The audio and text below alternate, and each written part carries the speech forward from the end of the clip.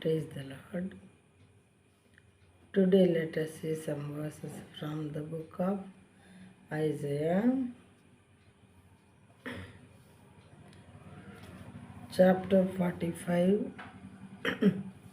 Isaiah chapter 45, verse 23. By myself I have sworn, from my mouth has gone out in righteousness, a word that shall not return. To me every knee shall bow, every tongue shall swear allegiance.